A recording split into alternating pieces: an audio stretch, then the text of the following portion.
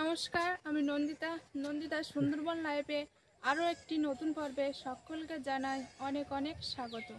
তো আজকে কিন্তু আমি বেরিয়ে পড়েছি হাঁস আনতে। এখন শীত পড়ে গিয়েছে, তো এই ঠান্ডা সময় একটু হাঁস খেতে ভালো লাগে, সবারই খেতে ভালো লাগে। এখন যাব সেই বাড়ি হাঁসটা ধরতে, আর যাওয়ার পথে কলসিটা নিয়ে নিয়েছি, একটু জল ভরে নেব।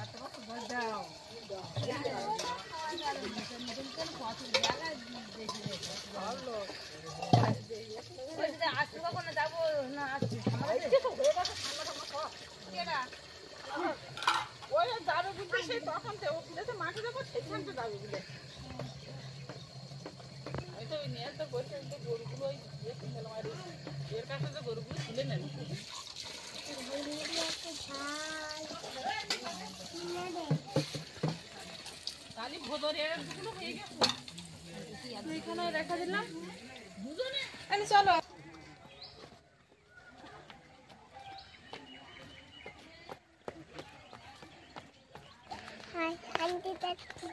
আমার ব্যাগ কই?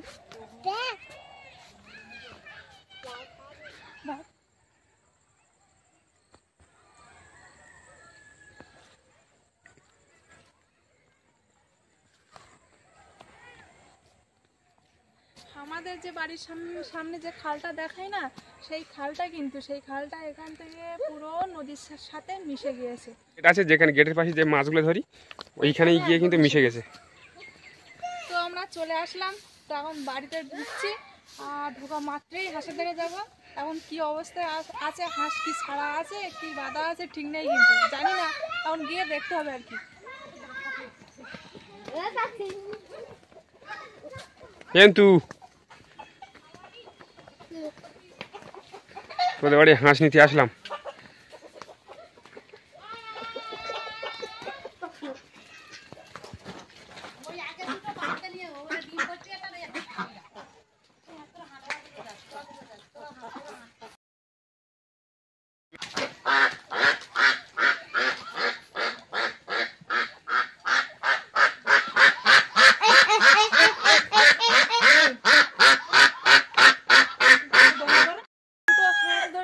তো দুটোর থেকে তো দুটো নেওয়া যায় না, তো সেই জন্য একটা ছেড়ে দেবো আর একটা নিয়ে নেবো। এখন ভাবছি কোনটা ওজন করে, যে কোন দিকটা ভার, এই দিকটা না এই দিকটা, যে দিকটা ভার হবে সেই দিকটা নেবো, আর বাদ বাকিটা ছেড়ে দেবো। এটাই নিয়ে নিলাম, আর এটা এখন নিয়ে বাড়ি যাচ্ছি। মাংসটা কিন্তু সম্পূর্ণ কাঠের জালে আর মাটির উনুনে রান্না করবো। তো এখন কাঠটা ধরিয়ে নেবো, ধরিয়ে নেওয়ার পরে জল গরমটা বসিয়ে দেবো।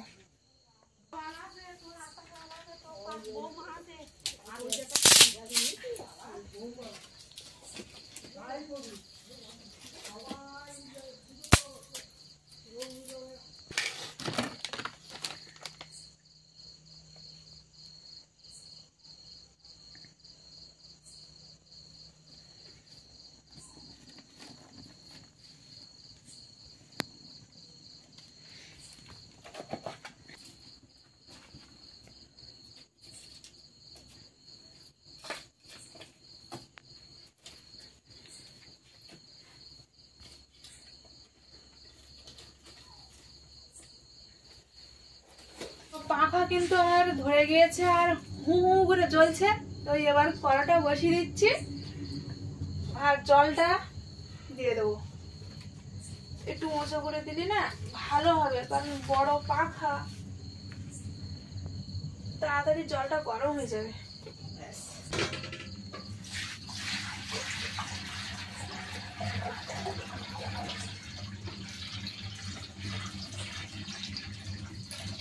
বরফ কড়া দিলাম যেহেতু একটাই কারণে, হাঁসের জলটা একটু বেশি করে গরম করতে হয়, সেই জন্যই বড় কড়া নিয়ে বেশি করে জল গরমটা করলাম। জলটা এদিকে গরম হচ্ছে আর হতে লাগুক, আর আমি ততক্ষণ পেঁয়াজ রসুন আদা এগুলো ছাড়িয়ে নিয়ে নিই।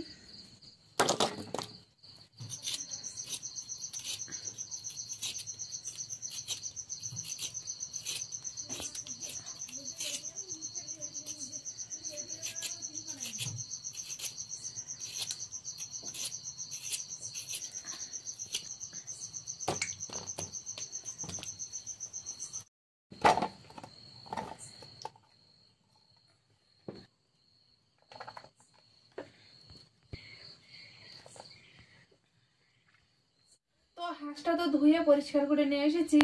তো এর গায়ে হালকা হালকা ছোট্ট ছোট্ট পালক আছে। এবার ওই অবস্থায় তো কাটা যায় না বা রান্না করাও যায় না। তো সেই জন্য হলুদ মাখিয়ে পাখায় মানে আগুন দিয়ে পুড়িয়ে নেব।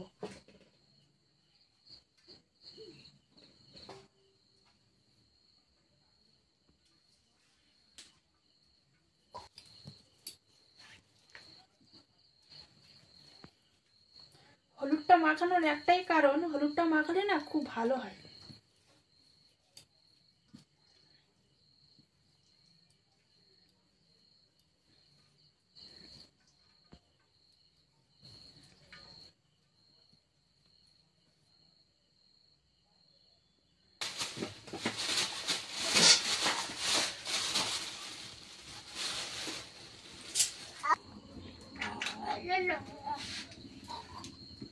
কালি লেগে যায়।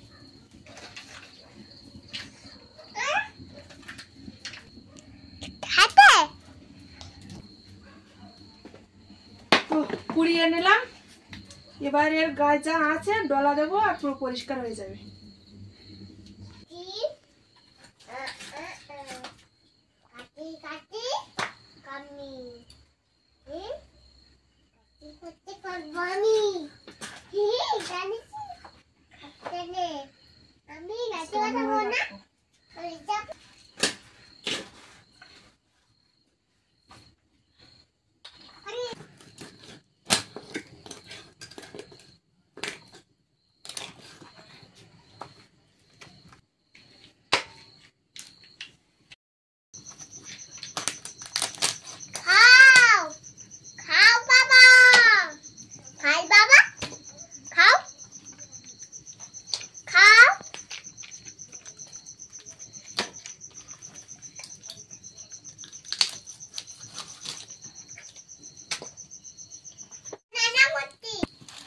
হালকা হালকা তেল হয়েছে, একদম তেল তেমন হয়নি। যে পরিমাণে তেল হওয়া দরকার শীতের সময় একদমই হয়নি।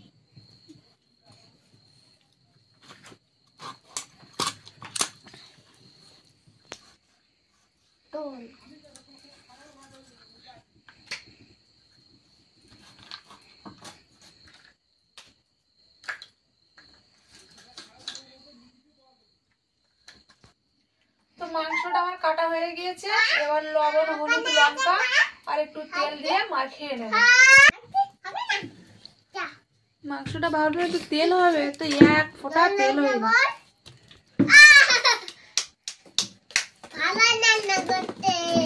একটু লঙ্কার গুঁড়ো দেবো।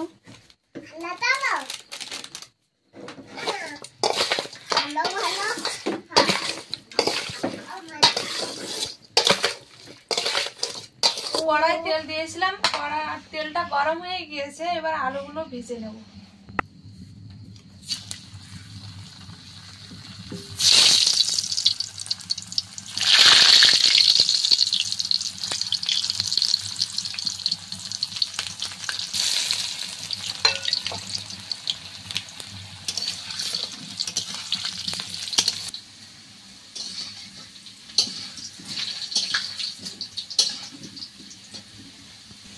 তো আলু আমার ভাজা হয়ে গিয়েছে, এবার তুলে নিচ্ছি।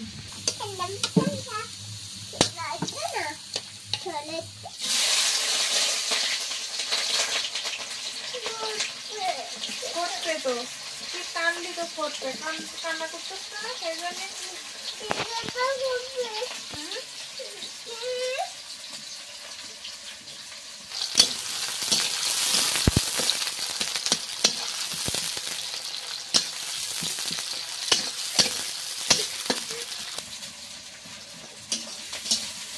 এবার আদা রসুনটা দিয়ে দিচ্ছি।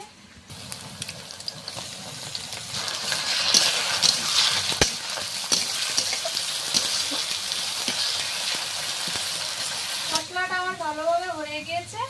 এবার মাংসটা ঢেলে দেবো আর ভালোভাবে কষাই করবো।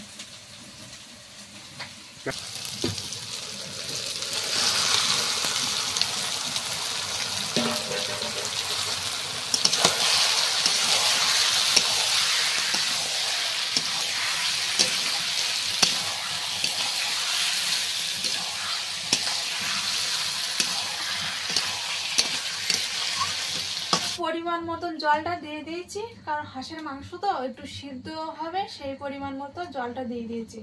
তো এবার একটু কিছুক্ষণের জন্য ঢেকে রেখে দেবো।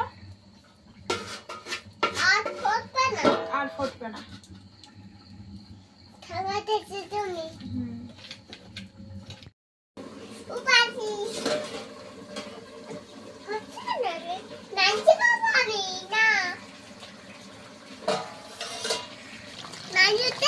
আমি ভাত খাবো। এই তো ভেজে রাখা আলুগুলো এবার দিয়ে দিচ্ছি।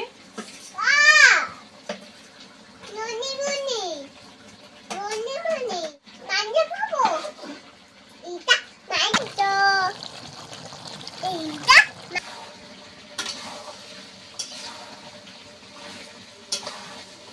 ধনের গুঁড়ো দিয়ে দিচ্ছি।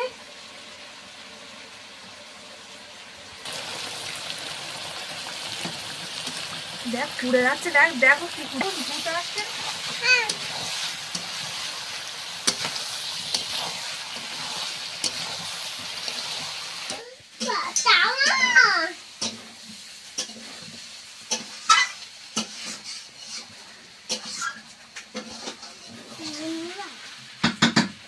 জল ঢেলে তো মাংসটা আমার কষা করা হয়ে গেছে, এবার জল ঢেলে দিচ্ছি।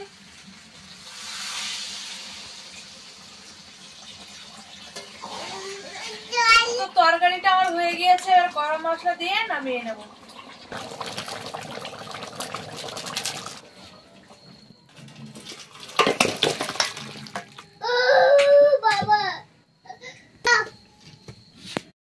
রান্না আমার হয়ে গিয়েছে, আর তোমাদের দেখাতে পারলাম না খাওয়া দাওয়াটা। পাখি প্রচন্ড ঝামেলা করছে, তোমরা শুনতেই পাচ্ছ, বুঝতেই পারছো, পাখি ফোন দাও বলছে।